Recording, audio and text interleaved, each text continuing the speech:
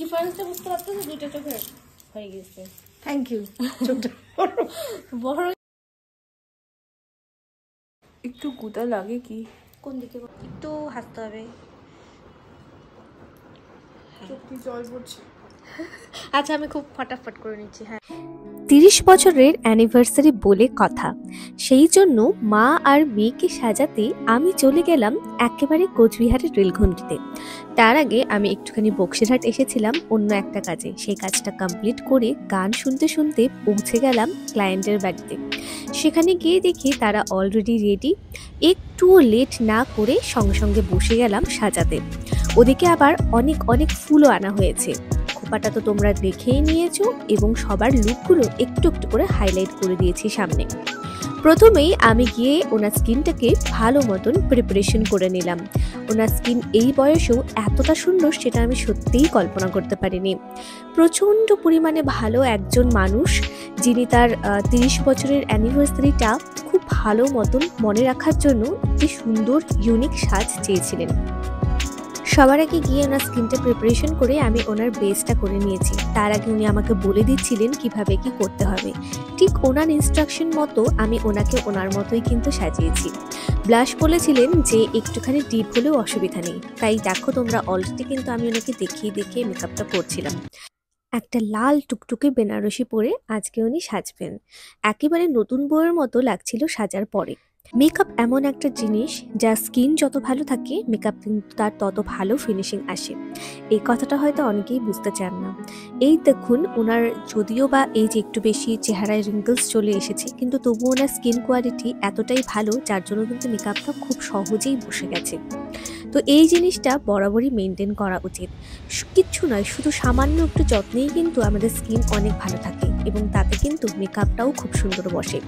ওনার base মেকআপটা complete হয়ে যাবার পর আমি ওনাকে সুন্দর করে হাইলাইটার লাগিয়ে দিলাম, কারণ উনি আমাকে প্রথমেই বলে দিয়েছিলেন যে ওনার মুখটা দূর থেকে যেন চকচক করে এবং সেই চকচক মানেই তো হাইলাইটার লাগাতে হবে। তো প্রথমে গোল্ডেন কালার এবং তারপরে আমি একটু পিঙ্কিশ হাইলাইটার ইউজ করেছি।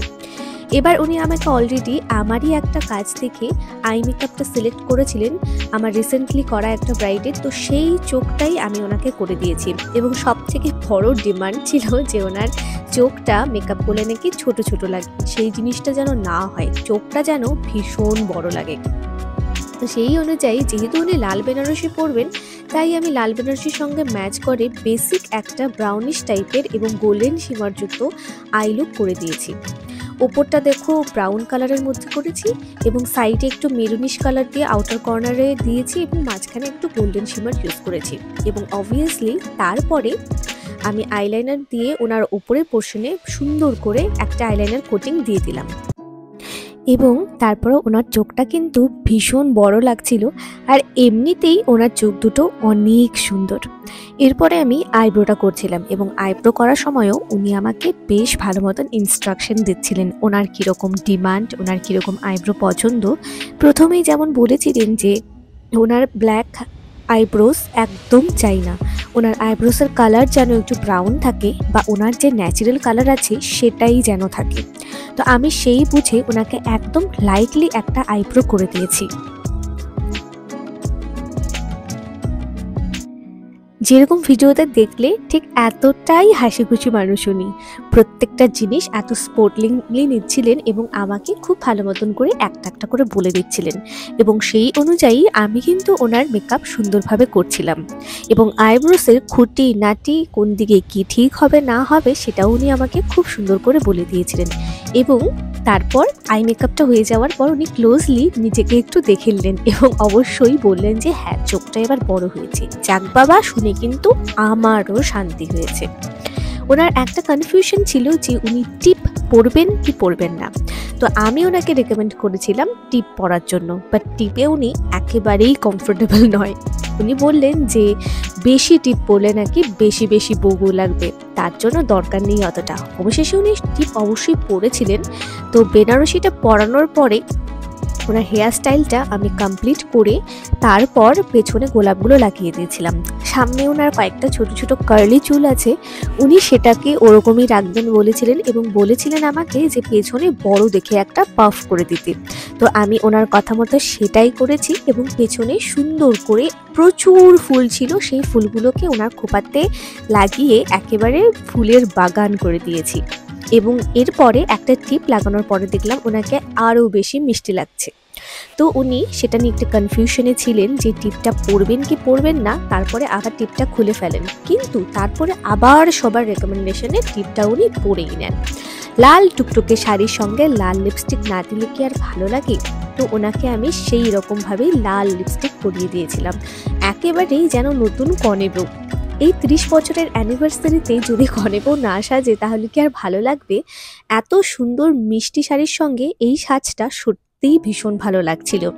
তারপরে আবার ওনার মনে হলো যে টিপটা পরাটা ঠিক হবে না, তার জন্য উনি টিপটা উঠিয়ে কলকাটাও আমি টোটালটা ওনাকে যত্ন সহকারে উঠিয়ে দিয়েছিলাম, কিন্তু সবার শেষে উনি আবার টিপ পরে কলকা করেছিলেন। কনফিউশন হলে যা হয় আর কি, এরকম কিন্তু অনেকেরই মনে হয় যে প্রথমে টিপটা পরলাম ভালো লাগছে কি লাগছে না, তারপর আবার সেটাকে খুলে ফেলতে ইচ্ছে করে। এই জিনিসটা কিন্তু আমারও হয় মাঝে মধ্যে।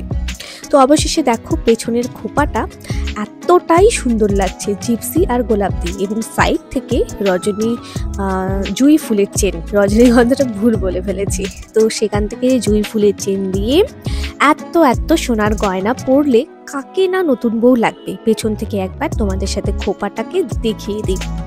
এত সুন্দর ফুলের বাগান কিন্তু ওনাকে আমি করে দিয়েছিলাম এবং ভীষণ তার জন্য সুইট লাগছিল। এবং এই হচ্ছে ওনার ফুল অ্যান্ড ফাইনাল লুক, আবার টিপ করে আবার কলকা করার পর, এবং নাকের নথটাও ভীষণই বড় সাইজের ছিল। এরপরে ওনার মেয়ে বসলেন মেকআপ করতে। তো ওনার মেয়ের ডিমান্ড ছিল কি নিউডের মধ্যে, যেহেতু ও ব্ল্যাক ড্রেস পরবে তার জন্য একটু নিউডের মধ্যে লুকটা হলে বেশ ভালো হয়। তো ওর স্কিন দেখো অলরেডি ভীষণভাবে প্রিপেয়ার ছিল এবং ফেশিয়াল করাও ছিল, তো আমার কাছে মনে হয়েছে স্কিনের কোয়ালিটি ভীষণই ভালো। তো মেকআপটা খুব তাড়াতাড়ি সুন্দর করে বসে গেছিলো। লেন্স পরার পর যা হয় আর কি, চোখটা একটু খুঁত করে, তো সেটাই ও বলছিল। তো ওকে লেন্সটা যতক্ষণ সেট হচ্ছিল ততক্ষণ আমি ওকে একটু সময় দিয়েছিলাম, দিয়ে ফেসের যে সমস্ত ওর কয়েকটা ডার্ক স্পটস ছিল সেগুলোকে আমি সুন্দর করে ঢেকে দিচ্ছিলাম অরেঞ্জ কারেক্টার। এবং এবার যে কনসিলার প্যালেটটা ইউজ করছি সেটা হচ্ছে রিকোটেড।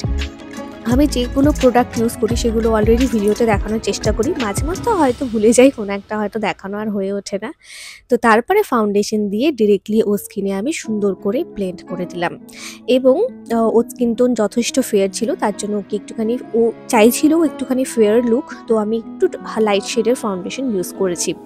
এরপরে ভালো মতন কনসিলার দিয়ে সেগুলোকে সুন্দর করে আমি ব্লেন্ড করার পর কম্প্যাক্ট পাউডার দিয়ে সুন্দর করে সেট করে দিয়েছি। আর শীতের দিনের এই এক সুবিধা, মেকআপ একটু এধর ওধর করলে পরেও বেশ ভালোক্ষণ স্টে থাকে এবং কোনো অসুবিধা হয় না। এরপরে এবার একটুখানি ওকে প্রথমে পিচি ব্লাশ লাগিয়ে দিয়েছি আমি, যাতে হচ্ছে একটুখানি ন্যাচারাল লুক বজায় থাকে। বাট ওরও ডিমান্ড ছিল একটুখানি বেশি করে ব্লাশ লাগাতে হবে, ব্লাশ আর হাইলাইটার যেন অনেক বেশি পড়ে।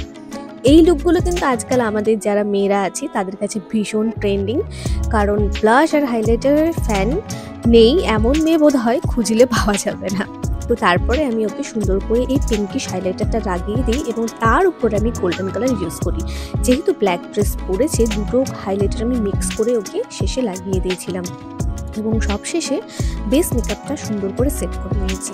ও আমাকে একটা আই মেকআপ দেখিয়েছিল মোবাইলে, তো সেটা দেখেই আমি ওকে আই মেকআপটা করে দিয়েছি। তো কোনো কারণে সেখানকার আই মেকআপ করার ভিডিওটা কোনো কারণে করা হয়ে ওঠেনি বা স্কিপ করে যাই। তো বারবার যেহেতু ওর সর্দির প্রবলেম ছিল, বারবার কাশি হচ্ছিল, তো দ্যাটস ওয়াই এখানে দেখো ওর মাও চলে এসছে ফুলফিল রেডি হয়ে ভেতর থেকে আরও সমস্ত গয়নাগাটি পরে। এবং নেক্সট এরপরে ওর আমি আইব্রোটা সুন্দর করে ড্র করে দিয়েছি। ওরও সেরকমই ডিমান্ড ছিল কি ন্যাচারাল আইব্রোস থাকতে হবে, আইব্রোস যেন বেশি ব্ল্যাক না হয়ে যায়। এবং তারপরে একটা সুন্দর দেখে নিউড কালারের লিপস্টিক এটাই লাগিয়ে দিয়েছি এবং ওপরে আইল্যাশ আর আইলাইনারের কোটিংও লাগানো শেষ। কাজল দিয়েছিলাম ওকে, বাট কাজল দেওয়ার পরে ওর সেটা পছন্দ হয়নি, তাই পরে আবার মুছেও দিয়েছি। তো এই হলো ওর বেসিক্যালি যে বেস মেকআপ লুক, সেটা অলরেডি কমপ্লিট হয়ে গেছে দেখো। আর ভীষণ ভীষণ সুন্দর। সব থেকে ভালো লেগেছে কি ড্রেসটা, আর ও হেয়ার স্টাইল অন্য একটা জায়গা থেকে অলরেডি করে এসছে। তো তারপরে আমার কাছে কিন্তু অনলি মেকআপটা করেছে, হেয়ার স্টাইল কিন্তু আমি করিনি এখানকার, কিন্তু তবুও ওভারঅল লুক ওকে ভীষণ ভালো লাগছিল, আর হেয়ার স্টাইলটাও খুব সুন্দর হয়েছে যেখান থেকেই করেছে। তো এই হচ্ছে ওর ফুল অ্যান্ড ফাইনাল লুক। তোমাদের যদি ভালো লাগে তাহলে please do subscribe to my channel, এবং আমার ফেসবুক পেজটিকেও লাইক করতে ভুলো না। দেখা হচ্ছে পরের ভিডিওতে খুব তাড়াতাড়ি, ততক্ষণের জন্য টাটা।